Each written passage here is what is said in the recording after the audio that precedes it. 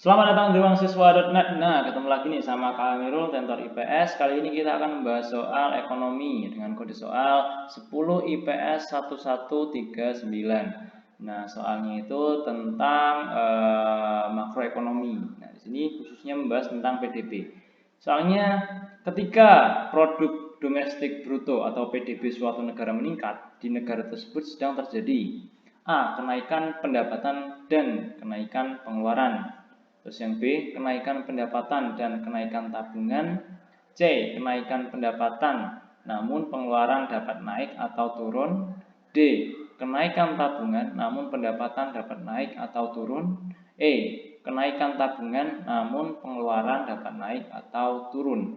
Nah, apa itu produk domestik bruto? Nah, berarti produk domestik bruto itu adalah jumlah barang atau output barang jasa yang dihasilkan oleh suatu negara dalam satu tahun. Nah, di sini kalau PDB meningkat berarti ada peningkatan jumlah barang yang diproduksi dalam satu tahun oleh suatu negara. Maka ketika terjadi kenaikan jumlah barang itu akan menyebabkan pendapatan dari masyarakatnya akan meningkat juga, maka pendapatan juga akan meningkat.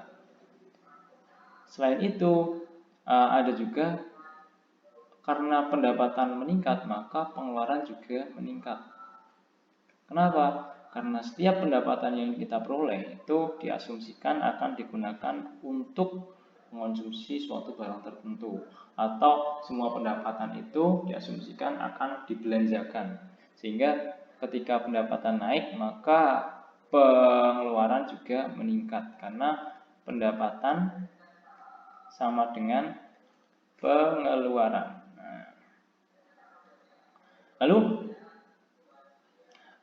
kita juga mengenal cara menghitung PDB.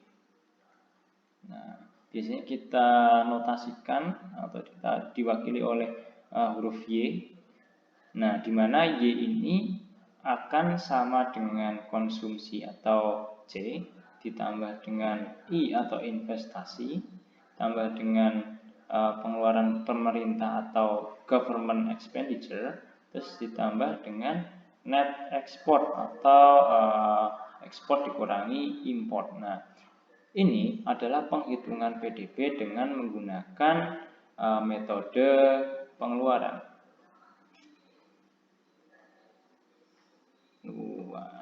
Nah, ada beberapa metode lain, misalnya menggunakan metode nilai tambah, terus metode output, atau metode pendapatan. Nah, di sini kalau kita lihat nih, di sini yang banyak dibahas adalah PDB dengan menggunakan pendekatan pengeluaran, di mana di sini ada kenaikan tabungan yang akan sama dengan investasi. Jadi tabungan itu akan digunakan untuk investasi. Terus pendapatan namun pengeluaran dapat naik atau turun. Nah, kalau pendapatan naik maka pengeluaran juga harus naik. Terus kenaikan tabungan namun pendapatan dapat naik atau turun. Nah, di sini yang dibahas oleh produk domestik bruto itu yang utama dan paling utama adalah tentang pendapatan. Jadi jawaban yang D salah. Terus yang E juga kenaikan tabungan namun pengeluaran dapat naik atau turun. Ini juga salah. Yang B nih, kenaikan pendapatan dan kenaikan tabungan. Jadi tabungan itu di sini mungkin agak agak menjebak juga karena ada dua jawaban yang hampir keduanya itu benar. Tapi kalau kita bicara tentang pendapatan PDB atau produk domestik bruto, itu yang dihitung dengan menggunakan metode pengeluaran itu hanya C, konsumsi, investasi, pengeluaran pemerintah, dan net ekspor. Jadi komponen yang ada dalam metode penghitungan metode pengeluaran dalam penghitungan PDB itu adalah investasi, tapi bukan tabungan. Sehingga secara tidak langsung mungkin tabungan akan mempengaruhi pendapatan, tapi dia harus melalui investasi dulu. Jadi tabungan harus digunakan semuanya untuk investasi agar agar bisa menambah PDB atau pendapatan. Nah, sedangkan semua komponen-komponen ini C, I, G, dan NE atau net export itu adalah pengeluaran.